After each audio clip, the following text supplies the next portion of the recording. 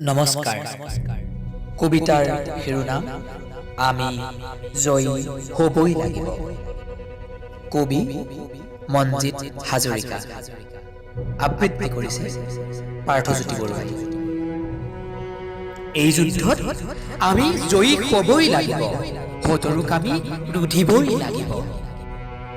মনত ৰাখিব, এই যুদ্ধত কোনো সেনাপতি নাই ওলাই নিবলৈ আমাৰ বাট। এই যুদ্ধত সেনাপতিও আমি খুই নিকো আমিয়ে তৈয়াৰ কৰিম যুদ্ধৰ নীতি।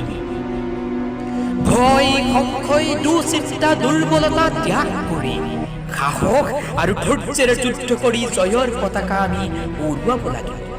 আমি যুদ্ধত জয়ী হ'ব লাগিব। এই যুদ্ধ শৰাইঘাটৰ কিংবা পানিপথৰ যুদ্ধ নহয় প্ৰথম বা দ্বিতীয় বিশ্বযুদ্ধ। এই যুদ্ধ অদৃশ্য শত্ৰুৰ বিপক্ষে, এই যুদ্ধ কৰোণাৰ বিপক্ষে। এই যুদ্ধত মৰণাস্ত্ৰ নালাগে বৰতোপ শিলৈ কিংবা মিছাইল। এই যুদ্ধত লাগিব সহযোগিতা, লাগিব সহনশীলতা, লাগিব ত্যাগ আৰু লাগিব ধৈৰ্য। এই যুদ্ধ একক যুদ্ধ। মই মোৰ সতে, তুমি তোমাৰ সতে, আপুনি আপোনাৰ সতে আৰু তেওঁ তেওঁৰ সতে যুঁজিব লাগিব। উৰণীয়া মনটোক বান্ধি আপুনি মই আৰু আমি ঘৰতে সুখতে থাকি ৰক্ষা কৰিব লাগিব মানৱ সভ্যতা।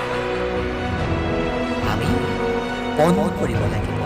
ঘৰতে থাকিম, সুখলে থাকিম, নিজকো ৰাখিম, পৰিয়ালকো ৰাখিম, গাঁওখন ৰাখিম, দেশখন ৰাখিম। সামাজিক দূৰত্ব বজাই ৰাখি অদৃশ্য কৰোণাক পৰাস্ত কৰি মানৱ সভ্যতা ৰক্ষা কৰিম। আমি মানৱ জীৱ শ্ৰেষ্ঠ। মানুহে মানুহৰ বাবে অদৃশ্য শত্ৰু কৰোণাক বশ কৰি এই যুদ্ধত আমি জয়ী হ'বই লাগিব। ধন্যবাদ।